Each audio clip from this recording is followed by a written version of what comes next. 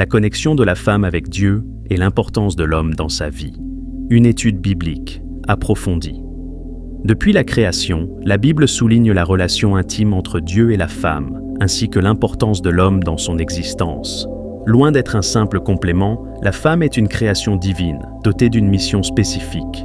Cependant, elle n'est pas appelée à vivre isolée, mais en relation avec Dieu et avec l'homme. Cette étude se propose d'examiner les fondements bibliques de cette connexion à travers la création, les rôles spirituels et les exemples de femmes dans la Bible. La création de la femme, son lien avec Dieu et l'homme. La femme créée à l'image de Dieu. Genèse 1, 26 à 27. La Bible enseigne que l'homme et la femme ont été créés à l'image de Dieu. Puis Dieu dit « Faisons l'homme à notre image, selon notre ressemblance », et qu'il domine sur les poissons de la mer, sur les oiseaux du ciel, sur le bétail, sur toute la terre, et sur tous les reptiles qui rampent sur la terre. Dieu créa l'homme à son image. Il le créa à l'image de Dieu. Il créa l'homme et la femme. Genèse 1, 26 à 27. Ce passage établit que la femme, tout comme l'homme, reflète la nature divine. Elle n'est pas inférieure, mais possède une valeur spirituelle égale. La formation de la femme à partir de l'homme. Genèse 2, 18 à 24.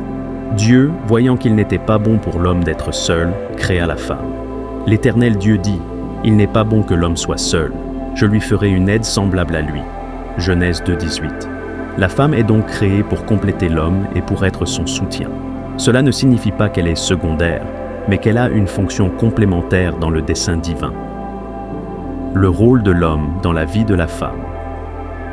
Selon la Genèse, l'homme a reçu la responsabilité de protéger et de guider la femme. Cette relation est fondée sur l'amour et non sur la domination.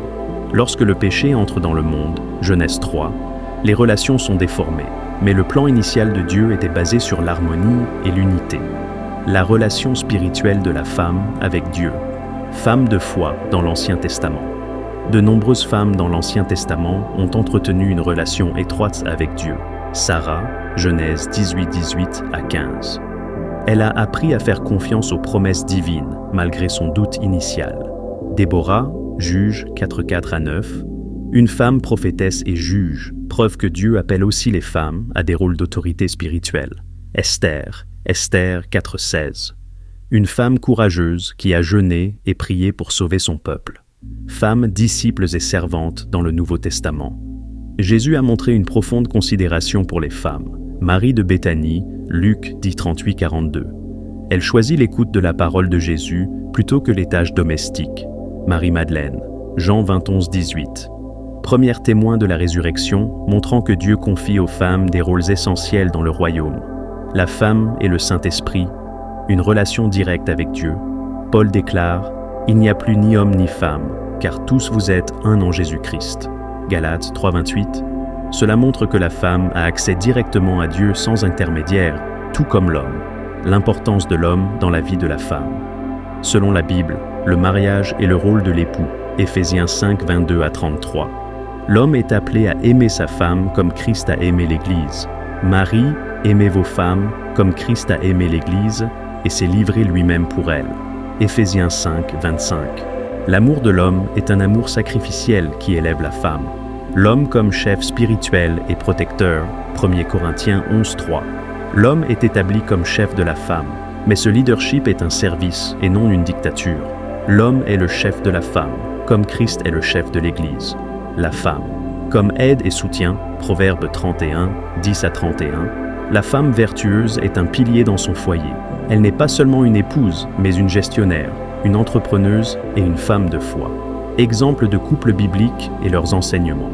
Abraham et Sarah, la foi et l'obéissance. Sarah a soutenu Abraham malgré ses erreurs, démontrant une relation fondée sur la foi. Boaz et Ruth, la rédemption et la fidélité. Ruth a été bénie à travers Boaz qui a su reconnaître sa valeur. Joseph et Marie, l'obéissance et la mission divine. Marie a accepté la mission de Dieu et Joseph a été un mari protecteur et fidèle. L'équilibre entre l'indépendance spirituelle et le rôle complémentaire. La femme a une relation directe avec Dieu. Luc 10, 38-42. Marie de Béthanie illustre qu'une femme peut être une disciple active. L'homme et la femme sont co-héritiers de la grâce. 1 Pierre 3, 7. Les deux ont un accès égal à Dieu. L'équilibre entre soumission biblique et leadership spirituel. Loin d'être une soumission oppressive, la Bible appelle « Seigneur éternel, toi le Créateur du ciel et de la terre, le Roi des rois et le Seigneur des seigneurs, je viens devant toi, non pour demander, mais pour t'adorer, pour exalter ton nom et proclamer ta sainteté. Seigneur, tu es saint, 3 fois saint, ton trône est élevé au-dessus de tout, ton nom est glorieux, et ta majesté remplit l'univers. Qui est comme toi, ô Dieu? Aucun autre n'est digne de recevoir la gloire, l'honneur et la louange. Mon cœur s'élève vers toi, Seigneur, car tu es ma lumière dans les ténèbres, mon refuge dans la tempête, ma source intarissable d'amour et de paix.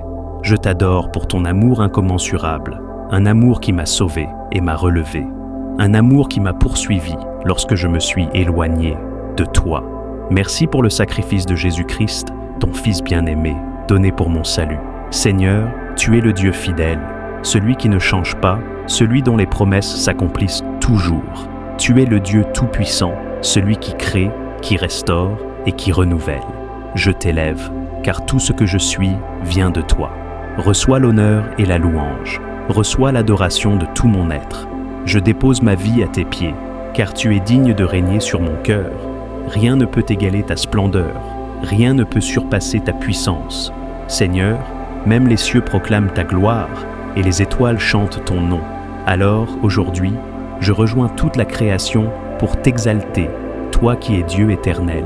Je t'adore pour qui tu es, non pour ce que tu fais, car être en ta présence est déjà un cadeau. Reçois l'offrande de mes lèvres, reçois l'amour de mon cœur, ô Seigneur. Je proclame haut et fort, tu es mon Dieu, mon roi, mon tout. À toi soit la gloire, à jamais et à toujours. Dieu a donné son Fils unique pour sauver le monde, car Dieu a tant aimé le monde qu'il a donné son Fils unique, afin que quiconque croit en lui ne périsse point, mais qu'il ait la vie éternelle. Jean 3,16. Le plus grand acte d'amour de Dieu est d'avoir envoyé Jésus pour mourir pour nos péchés. Ce sacrifice montre que son amour dépasse tout ce que nous pouvons imaginer, car il a donné ce qu'il avait de plus précieux pour nous sauver. Dieu offre gratuitement le pardon et la grâce, mais Dieu prouve son amour envers nous, en ce que, lorsque nous étions encore des pécheurs, Christ est mort pour nous. Romains 5,8. Dieu n'attend pas que nous soyons parfaits pour nous aimer. Il a manifesté son amour en prenant l'initiative de nous sauver alors que nous étions encore pécheurs. Cet amour inconditionnel témoigne de sa bienveillance envers toute l'humanité. Dieu veille sur le monde entier. Il fait lever son soleil sur les méchants et sur les bons, et il fait pleuvoir sur les justes et sur les injustes. Matthieu 5,45. Dieu prend soin de toute la création, indépendamment de nos actions ou mérites. En pourvoyant à nos besoins quotidiens, soleil, pluie, nourriture, il montre qu'il aime le monde entier sans favoritisme. Dieu désire que tous soient sauvés. Dieu veut que tous les hommes soient sauvés et parviennent à la connaissance de la vérité. 1 Timothée 2,4. Le plan de Dieu n'exclut personne. Son amour est universel et il veut que tous les peuples, sans exception, reçoivent le salut.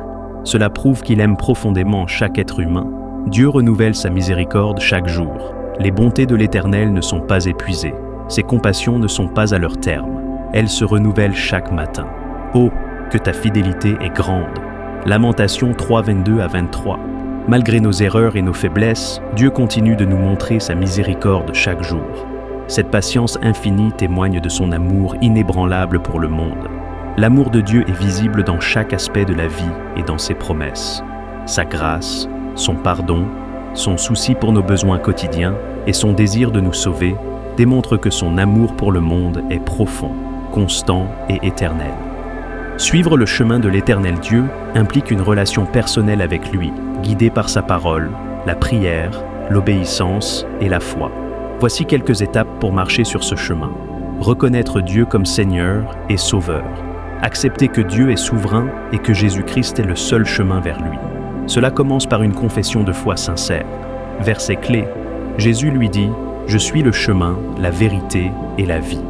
Nul ne vient au Père que par moi. » Jean 14,6. Si vous n'avez pas encore accepté Jésus-Christ comme votre Sauveur, faites-le par une prière de repentance. Lire et méditer la parole de Dieu, la Bible. La Bible est le guide pour comprendre la volonté de Dieu, et apprendre à marcher selon ses voies. Lisez-la régulièrement, méditez sur ses enseignements et appliquez-les. Verset clé, « Ta parole est une lampe à mes pieds et une lumière sur mon sentier. » Psaume 119, 105. Vivre dans l'obéissance et l'amour. Obéissez aux commandements de Dieu et vivez une vie d'amour envers lui et les autres. Verset clé, « Tu aimeras le Seigneur, ton Dieu, de tout ton cœur, de toute ton âme et de toute ta pensée. » Matthieu 22, 37, 38. L'amour pour les autres est une marque d'un vrai disciple. Priez sans cesse. La prière est essentielle pour rester connecté à Dieu. Priez pour demander sa direction, sa force et sa sagesse. Verset clé, priez sans cesse. 1 Thessaloniciens 5, 17. Soyez persévérants et sincères dans vos prières. Recherchez la direction du Saint-Esprit. Le Saint-Esprit est un guide et un consolateur pour tous les croyants. Soyez sensibles à sa voix et laissez-le vous guider dans vos décisions. Verset clé, quand le consolateur sera venu, l'Esprit de vérité, il vous conduira dans toute la vérité. Jean 16, 13. S'entourer d'une communauté chrétienne. Fréquentez une église où vous pouvez grandir spirituellement, recevoir des encouragements et adorer Dieu avec d'autres croyants. Verset clé, ne délaissons pas notre assemblée, comme c'est la coutume de quelques-uns, mais exhortons-nous mutuellement. Hébreux 10, 25. Renoncez au péché. Éloignez-vous des comportements et des pensées qui déplaisent à Dieu. Repentez-vous sincèrement lorsque vous tombez et engagez-vous à vivre une vie sainte. Verset clé, si quelqu'un est en Christ, il est une nouvelle créature. Les choses anciennes sont passées. Voici, toutes choses sont devenues nouvelles. 2 Corinthiens 5, 17. Avoir foi en Dieu dans toutes les situations. Faites confiance à Dieu, même dans les moments difficiles. Restez ferme dans votre foi et croyez qu'il est toujours à vos côtés. Verset clé, car nous marchons par la foi et non par la vue. 2 Corinthiens 5, 7. Témoignez de votre foi. Parlez aux autres de votre relation avec Dieu et de ce qu'il fait dans votre vie. Être un témoin est une manière de glorifier Dieu. Verset clé. Allez, faites de toutes les nations des disciples. Matthieu 28, 19. Persévérez jusqu'à la fin. Suivre le chemin de Dieu est un parcours de vie. Restez constant, même lorsque des défis surviennent. Dieu promet une récompense éternelle. Verset clé. Celui qui persévérera jusqu'à la fin sera sauvé. Matthieu 24, 13. En résumé, suivre le chemin de l'Éternel nécessite une relation profonde avec lui, une vie de foi, d'obéissance et d'amour, tout en recherchant la direction du Saint-Esprit chaque jour. Si vous êtes sincère dans votre démarche, Dieu vous guidera et transformera votre... Acte 3, 19. Repentez-vous donc et convertissez-vous pour que vos péchés soient effacés. Ce verset nous rappelle que la repentance est essentielle pour être pardonné et renouvelé. 1 Jean 1, 9. Si nous confessons nos péchés, il est fidèle et juste pour nous les pardonner et pour nous purifier de toute injustice. Dieu est prêt à pardonner lorsque nous lui confessons nos fautes avec un cœur sincère. Ésaïe 55, 7. Que le méchant abandonne sa voie et l'homme injuste ses pensées, qu'il retourne à l'Éternel, qui aura pitié de lui. Dieu appelle chacun à abandonner le péché pour trouver miséricorde et pardon. Proverbe 28, 13. Celui qui cache ses transgressions ne prospérera point, mais celui qui les avoue et les délaisse obtiendra miséricorde. La confession sincère est la clé pour recevoir la miséricorde de Dieu. Joël 2, 12, 13. Revenez à moi de tout votre cœur, avec des jeûnes, avec des pleurs et des lamentations. Déchirez vos cœurs et non vos vêtements, et revenez à l'Éternel, votre Dieu. Dieu demande une repentance authentique, venant du cœur, et non de simples gestes extérieurs. Psaume 51, 10. Ô Dieu, crée en moi un cœur pur, renouvelle en moi un esprit bien disposé.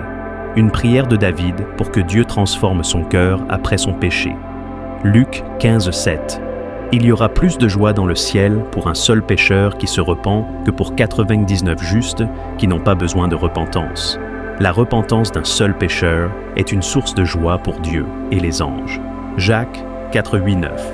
Approchez-vous de Dieu et il s'approchera de vous. Nettoyez vos mains, pécheurs. Purifiez vos cœurs, hommes irrésolus. Un appel à s'éloigner du péché et à s'approcher de Dieu avec sincérité. Ézéchiel 18, 21. Si le méchant revient de tous les péchés qu'il a commis, s'il garde toutes mes lois et pratique la droiture, il vivra. Dieu offre la vie à ceux qui abandonnent le mal pour suivre ses voies. Matthieu 4,17. Repentez-vous, car le royaume des cieux est proche. Ce message de Jésus souligne l'urgence et l'importance de se tourner vers Dieu. Ces versets montrent que la repentance est un acte d'humilité et de foi qui nous réconcilie avec Dieu et nous ouvre la voie à la grâce et au salut.